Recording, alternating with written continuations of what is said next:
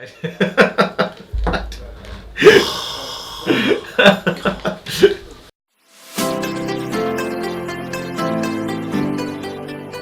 Hello everyone, welcome to another interview. We're back again in the dressing rooms of the Magic Circle. I'm here with Bruce Smith. Hello. Now Bruce is a wonderful performer. He's been in Hamleys and working for Marvin's Magic for I don't know how many years, but let's find out. So when did you get into magic? When did I start doing magic? I used to have a magic set bought me when I was a little boy. Okay. My friend bought it for a party and my dad encouraged me to perform magic at my school for anybody and everybody. Entered the Young Magician of the Year when I was 17, so Butlin's Red Coat I did. So I always did magic. So magic forever. was your only job? You've not done anything else besides magic?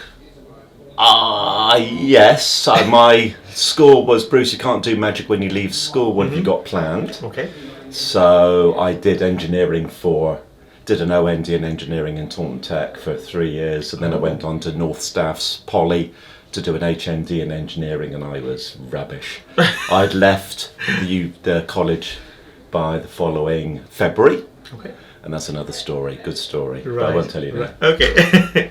So we'll definitely find out about your time at Hamleys and this very famous person who used to come down at that herd to see you specifically. Oh, that's a long story, but Michael Jackson would come in famously. Yes. And one day there was no magician to show the magic. And then I got called in the next day. Michael Jackson had to come in the next day just to see the magic. Oh, wow. So and everybody was there to do magic with Michael, and Hamleys management were there. About 30 or 40 members of Hamleys staff were there, so all watching me. I spent about an hour and a half. What did you show for an hour and a half? Just like everything. Like I what wanted did you to keep sell? him as long as possible. You wanted to sell him some to get stuff? the credos. Everything I did. I just did the dem as was. I was telling him the prices of all the different tricks. like he I'm cares. going, well, that's what I said. I said, I don't have to tell you the prices, do I? And he goes, no, not really. So I showed him, but the best way to get through it was to tell him the price, to do the dem as is, so I could go into that zone. Otherwise, you just go, I'm talking the most famous man in the world. I know, exactly. I'm a big fan of Michael Jackson, so yeah. It was a 7 wonderful times I saw him, or he saw me. Oh, wow. Yes, and he used to ask me by name when he come into the country. And did he ever book you for his private parties? No. Or? No. Okay. No, purely He's just Hamleys. Okay. No, I never pursued that way. I was so sudden he came and see me at all because I was I was doing Marvin's Magic, which is amazing. Never underestimate the value of a little trick. Yeah. But to me, they're just why he was seeing me when he knew Siegfried and Roy, and it seemed wonderful. That means there's something about you, right? Well, you try and think, you try and hope. Yeah, of course. So do my hair. There we are, make it all smart, but try. Speaking about Marvin's Magic, now Marvin has inspired so many magicians. Everyone that I interview on the channel, they always say, we've got a little Marvin's Magic set when we were a kid, and that's how they got into magic.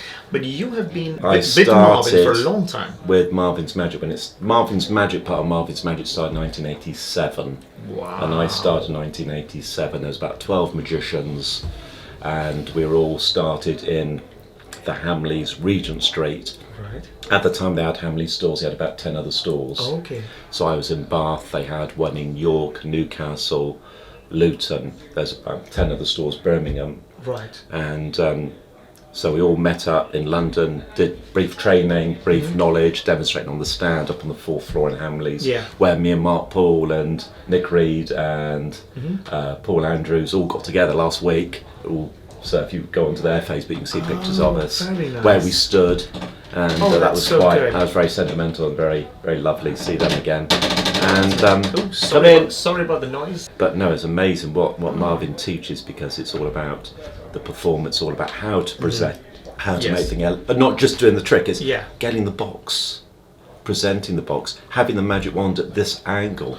Ooh. We would, I remember we were at head office, and he's going, right, what tricks would you have? Put out the tricks that you would have in a magic set. So me and Mark Paul were doing this and then Marvin would go and move it and move this and put that, and you're like, it looks so much better, so much more appealing, because just by having it positioned, framed within the area, just made it all so much.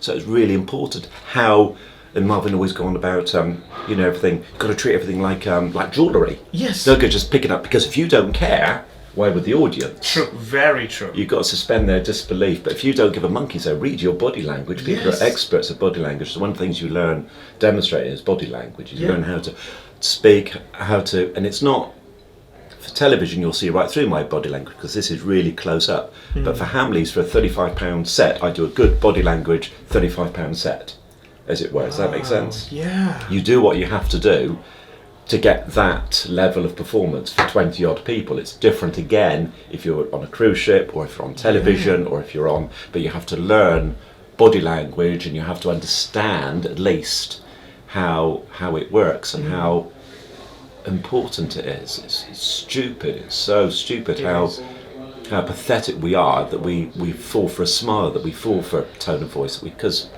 things are happening, and because we don't like the tone of voice or a smile, we won't do it, and it's so stupid. Yeah. But we are very susceptible to the minutest detail, and I learned a lot of that from Marvin, how to maximise the potential in everything.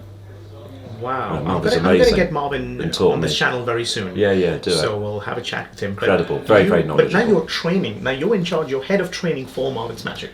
Yes, well that would be because people would turn up. I was eventually the longest serving member of staff. Right. All right, everybody would leave, Andy Diamond left, you know, everybody left. Yeah.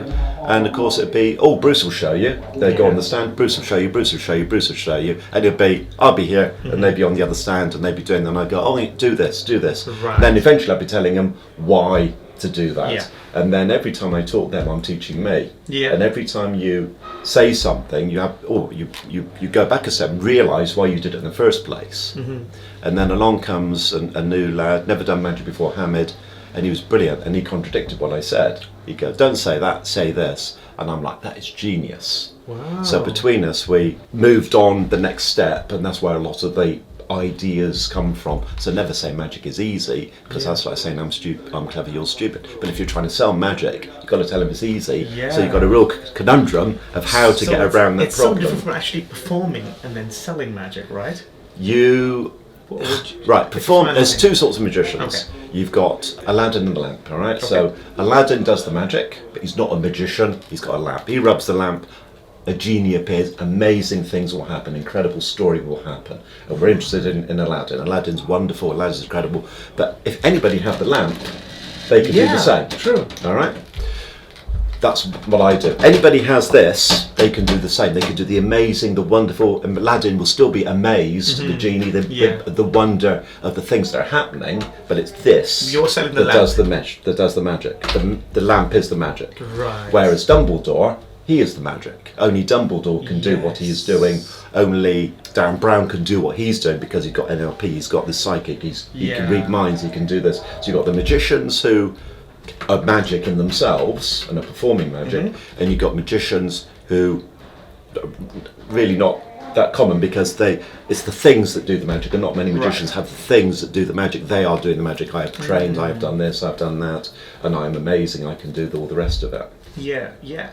That's perfect. That's a great analogy of how you explained it. I've got millions of analogies. I drive my staff mad with analogies. But speaking about pontifications of Bruce Smith that we spoke about earlier. That's what my wife calls them. There's also something you spoke about, which I found quite interesting downstairs. You told me about how magicians have to hope that the magic works. This is my bugbear. It drives me crazy. Okay, let's talk about this. Talk about this. People will put stuff on Facebook, which is brilliant, and they're not rehearsed it, they're not practiced it, and they're sharing it, and I'd rather practice a bit more and then shared it later. So, but reason, sorry, I don't mind me to cut you off. But the reason I'm doing this and I'm making videos for magicians out there is to make the magic community a little better. Everyone takes a little points, something from these videos, you get something from them, and you go, do you know what, that's going to make my magic better. And that's what we want really, is you performing out there, make your magic better. So sorry, let's continue. Tidy up the rubbish behind you. Don't do it in your bedroom, unless that's the performance. If you've decided to have a messy bedroom, do it, all right? But don't just do it and not think about what your surroundings are. We've had to come here, but we've made some effort to make the surroundings. Well, the reason we came up here, just to let you know, because downstairs they have exams, and after the exam they have a lot of the judges that start scoring them. So we didn't want to disturb them, so we said let's go upstairs in the dressing room, and that's why we're here. So, yeah. Not good, not good. Right. So another thing. When magicians are performing, I was always told you always got to react to the trick. All right. When I saw Andy Nyman perform, he would always react to the trick. Holy crap! Oh, it's a miracle. He'd always react to what was going on. Right. It's the reaction that people are buying. Okay. So when I'm watching magicians, and another thing I was always told is not to be smug. All right. Don't be smug. Don't be smug. Don't be smug. Don't be smug. All right. Always be confident. First thing, what's the definition of smugness? I don't know. Second thing, what's the definition of confidence? Really, in a sentence, everybody will give you their version of confidence. And how can you not be smug if you just fool somebody? It's very, very difficult not to be.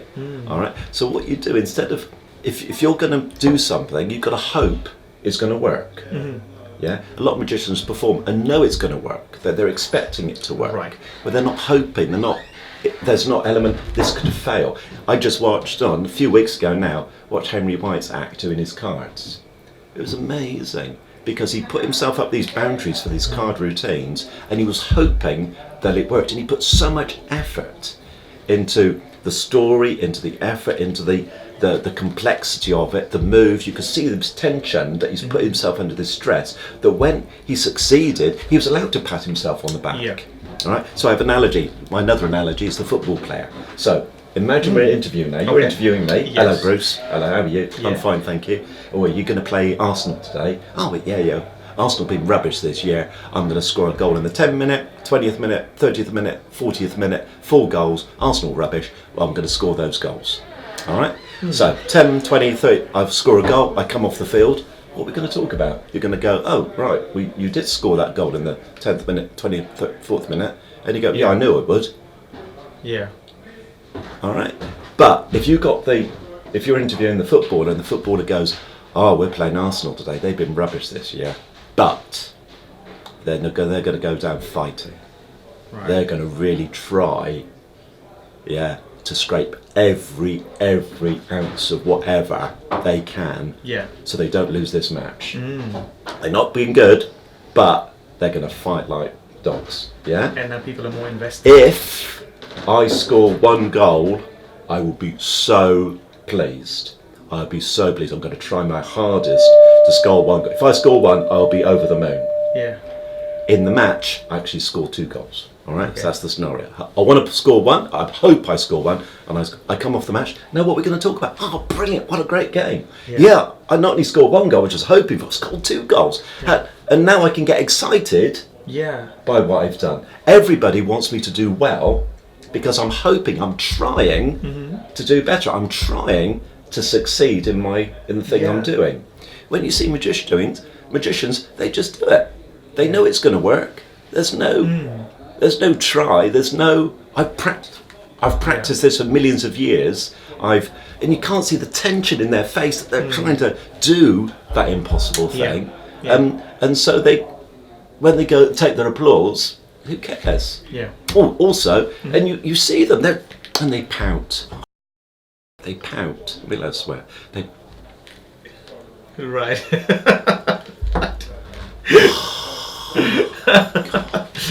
Stop it.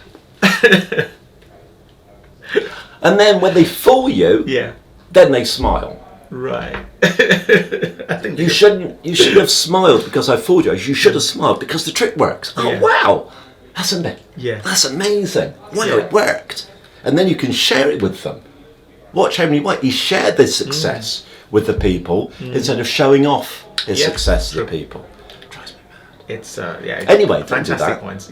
But unless you decide to, because you could decide to, and that's the act. It depends on your character really. But at the end of it, what are you trying to showcase to your audience? And as long as you know that's important, I think. But these are fantastic points that you brought up, Bruce. So thank you very much for this. Pleasure. If you want to hear more stories from Bruce, do let me know. I can get him back on this channel, and we'll have a chat.